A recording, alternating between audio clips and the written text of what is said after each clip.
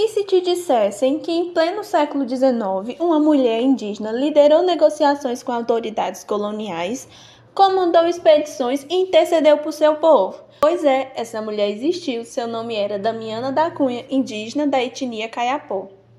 Damiana não foi apenas uma exceção, ela representou a síntese histórica de dois mundos em choque, o mundo indígena em transformação e o mundo colonial em expansão. Sua trajetória foi registrada, manipulada e reinventada ao longo dos séculos. Ela aparece exaltada em biografias como Brasileiras Célebres e Mulheres Ilustres do Brasil. Nomeia ruas, escolas, praças e é figura em exposições como Guerra no Coração do Cerrado. O Brasil do final do século XVIII e início do século XIX passava por transformações profundas. O ciclo do ouro declinava e a coroa portuguesa redirecionava seus esforços para a ocupação agrícola e a pecuária do interior.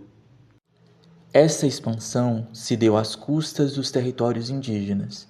No Centro-Oeste, a capitania de Goiás tornou-se palco de constantes enfrentamentos entre colonos e os povos nativos, em especial os da etnia Kayapó. Para resolver a questão indígena, o Estado luso-brasileiro recorreu à política dos aldeamentos, promovendo a catequese, o sedentarismo forçado e o trabalho sob vigilância. Essa política era parte do ideário do Diretório dos Índios, que visava civilizar os indígenas, tornando-os servos úteis da coroa.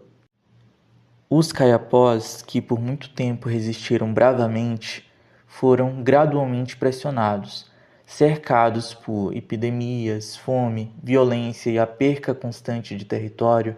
Parte do grupo cedeu e foi conduzida ao aldeamento de São José de Moçâmedes, fundado em 1781. É nesse espaço de tensão, onde o indígena era vigiado e convertido, que surge a figura de Damiana da Cunha.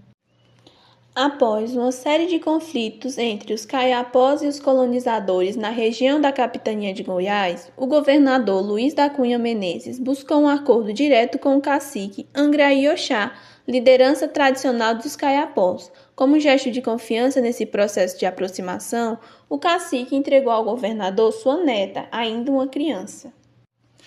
A menina foi batizada com o nome Damiana, recebendo do próprio governador o sobrenome Cunha Menezes. Lá passou a ser criada na própria casa do governador. Ali ela foi alfabetizada, educada segundo os valores católicos e inserida nos costumes coloniais. Desde muito nova, Damiana passou a ser vista como um símbolo do que as autoridades desejavam. Uma indígena disciplinada, cristianizada e integrada ao mundo luso-brasileiro. Ao longo da vida, casou-se com 2 militares, o que também reforçava o seu papel como elo entre os mundos. Porém, mais do que assimilada, Damiana resistiu e tornou-se uma mediadora entre mundos. Entre 1808 e 1830, liderou ao menos 4 grandes expedições de descimento. Nessas missões, partia em direção ao sertão com a finalidade de convencer indígenas não aldeados a se incorporarem ao aldeamento. Essas viagens não eram apenas religiosas ou assistenciais, eram também políticas. Damiana conduzia grupos, mediava conflitos e selava acordos. Em 1830, foi oficialmente convocada pelo presidente da província de Goiás para liderar sua maior missão, de onde retornou com 32 indígenas. Os registros da época, como os do naturalista viajante e botânico Saint-Hilaire, entre outros cronistas, descrevem Damiana como uma mulher que alternava entre os códigos da colônia e os da aldeia.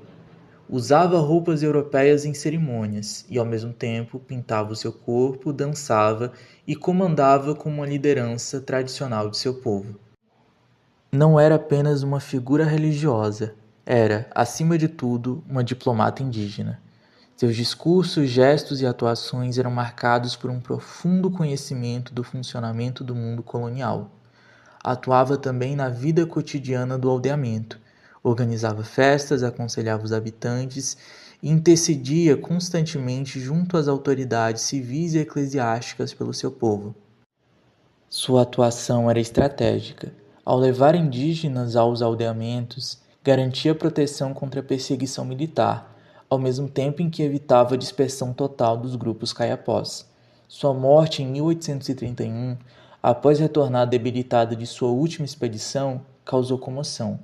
O impacto de sua ausência foi imediato. Sem sua liderança, o aldeamento de Moçâmedes entrou em decadência e foi gradualmente abandonado. Após sua morte, a figura de Damiana da Cunha começou a ser reinterpretada pelas elites regionais. Ao longo do século XIX, ela passou a ser lembrada como exemplo de indígena convertida, símbolo da eficácia da catequese e da integração ao projeto colonial. No entanto, essa representação acabou por silenciar aspectos fundamentais da sua trajetória. Pouco se fala da sua atuação política, da sua liderança nas expedições ou de sua mediação ativa entre indígenas e autoridades coloniais. A mulher que foi estratégica, influente e respeitada acabou reduzida a um modelo de submissão mais conveniente ao discurso da época do que fiel à sua história real. Esse processo de reinterpretação revela o quanto as memórias indígenas são moldadas pelo olhar dominante. A história de Damiana foi sistematicamente higienizada. Sua autonomia, liderança e atuação política foram silenciadas, enquanto se reforçava uma imagem idealizada e funcional ao projeto do Império. Damiana não pode ser vista como uma exceção. Ela representa uma tradição de históricas resistências indígenas frequentemente invisibilizadas pela historiografia nacional. Sua vida mostra que resistir também é negociar, articular e sobreviver. Damiana da Cunha desafia as categorias tradicionais da história do Brasil. Ela não foi simplesmente assimilada, muito menos rebelde no sentido clássico da palavra. Ela existiu nos entre-lugares. Damiana transitou entre a fé e a diplomacia, entre a tradição e a imposição colonial. Recontar sua história é romper com a lógica do esquecimento indígena. É lembrar que esses povos não desapareceram, mas reinventaram suas formas de viver, resistir e existir. Narrar sua história é um ato de resistência. Cada vez que evocamos Damiana da Cunha como liderança e mediadora, enfrentamos os apagamentos estruturais da história oficial.